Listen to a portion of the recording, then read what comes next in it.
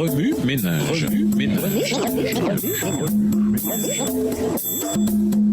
Bienvenue dans votre émission Revue Ménage. Nous voilà au jeudi 1er septembre. Confiance, embrassez l'appel divin et partagez votre foi. Lisons Genèse 15, verset 6. Genèse 15, verset 6.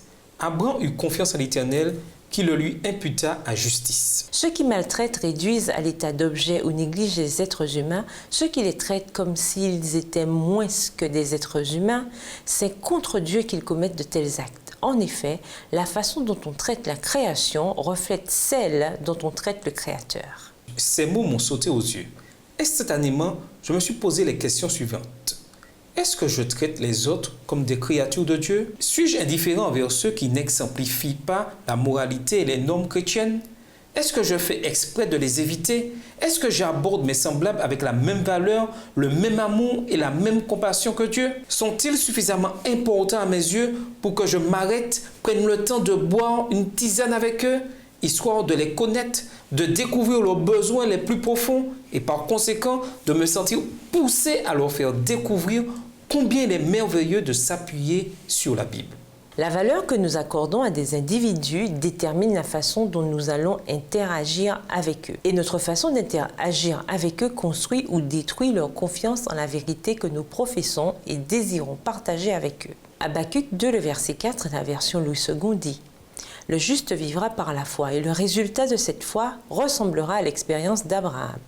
Abraham eut confiance dans le Seigneur, c'est pourquoi le Seigneur le considéra comme juste. » Genèse 15, le verset 6. En tant que chrétiens, nous devons être contre-culturels.